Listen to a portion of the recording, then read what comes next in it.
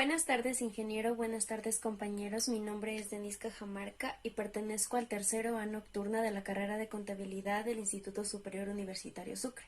El día de hoy les voy a hablar sobre el excedente del consumidor. El excedente del consumidor es la diferencia entre la disposición a pagar por un bien y el precio que los consumidores pagan realmente por él, lo que nos permite determinar la ganancia que obtiene el consumidor al intervenir en el mercado. Cada precio a lo largo de una curva de demanda también representa el beneficio marginal que el consumidor obtiene con cada unidad de consumo. El excedente del consumidor es una medida de los beneficios que obtienen los consumidores cuando las empresas compiten en el mercado. Este concepto surgió en economía en el año de 1844. En aquella época, el concepto de excedente del consumidor se desarrolló para medir el beneficio social de los bienes que estaban a disposición de la sociedad, que son carreteras, puentes, canales, etc. Inicialmente fue utilizado por los gobiernos nacionales para poder elaborar políticas fiscales, y luego el mecanismo de cálculo del excedente del consumidor se trasladó a las empresas. Relación del excedente del consumidor con la curva de la demanda. El excedente del consumidor se calcula por debajo de la curva de la demanda y por encima de la recta del precio, o también conocida como curva de la oferta.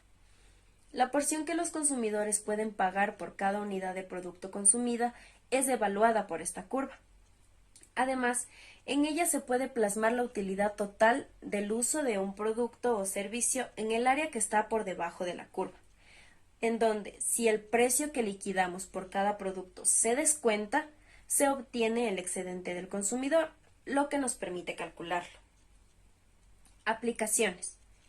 El excedente del consumidor comprende la raíz de la economía del bienestar, donde se busca crear una política de aprovechamiento de la utilidad. Además, se emplea especificando los pros y los contras de un plan de inversión o de una política en el análisis coste-beneficios, donde los planes de inversión privada son dirigidas por el razonamiento del beneficio y los planes de inversión pública cumplen con las razones de interés general. Variación. Cuando la unidad de un producto sufre un aumento en el precio, ocurre una variación en el excedente del consumidor, puesto que la persona tiene que gastar más dinero por solo una unidad de producto, lo que trae como resultado, a su vez, que el consumidor compre menos que antes, por el aumento del precio. ¿Qué determina el excedente? El excedente se basa en la percepción individual del consumidor.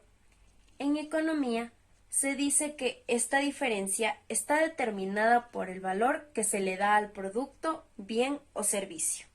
¿Quién crea el excedente del consumidor? Las personas, como consumidores, impulsan el costo de los bienes o servicios en función de los deseos y la demanda. Antes de que un artículo llegue al mercado, los productores y fabricantes ya han investigado la probabilidad de compra de los consumidores y un rango de cuánto pueden pagar por él. Esto se hace con varias herramientas que pueden ser las encuestas, los cupones o las pruebas de mercado. Por ejemplo, antes de que un nuevo producto llegue al mercado, el fabricante determina a qué demografía comercializar, qué tipo de publicidad utilizar y cuál debería ser un precio inicial del producto. Sin embargo, el valor que los consumidores otorgan a la compra es lo que finalmente determina el excedente en función de lo que estén dispuestos a pagar sobre el precio real. Fórmula del excedente del consumidor. Para nosotros poder obtener el excedente del consumidor, debemos restar la disposición a pagar menos el precio real que se paga por un producto. Ejemplos del excedente del consumidor. Un excedente del consumidor suele darse cuando se revenden cosas. Supongamos que un familiar te compró una camiseta y no te queda muy bien, es demasiado pequeña para ti. Simplemente no puedes usarla, entonces tú decides venderla en una página de segunda mano, en donde puedes poner a un precio por debajo del precio nominal. Si el precio es inferior, estarás ante un excedente del consumidor, es decir, un beneficio para el comprador. El excedente del consumidor es el motor de crecimiento del mercado de cupones, sitios agregadores de pasajes y hoteles, sitios de descuentos y promociones. El excedente del consumidor aparece en el mercado porque el consumidor obtiene mucho más de lo que paga. Aunque interactuamos con el excedente de consumidor con cada decisión de compra que tomamos, una gran demostración de esto es en una subasta de automóviles. Les voy a dar un ejemplo personal. Mi padre es mecánico y participa en las subastas de automóviles chocados. Cabe recalcar que en este tipo de subastas los precios de cada auto varían dependiendo qué tan chocados estén. En una ocasión, mi padre estaba intentando comprar un carro marca Toyota AA Prius C Sport 4x2 para mi tía, que se encontraba chocado en la parte del guardafango, o sea, la parte delantera, y se tenía que cambiar el capó y los airbags. Mi tía estaba dispuesta a pagar hasta $8,500 por el auto, ya que el auto en el mercado tiene un valor de $11,000. El día de la subasta logramos obtener el auto a un valor de $4,950 y el arreglo del mismo estuvo en un valor aproximado de $2,000.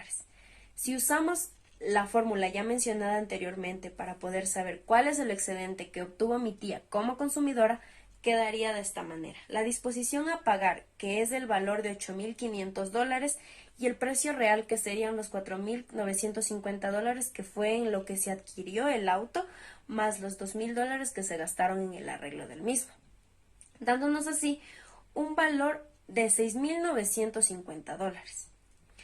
Haciendo el cálculo respectivo, que es la disposición que tenemos para pagar menos el precio real, nos queda un excedente del consumidor de $1,550.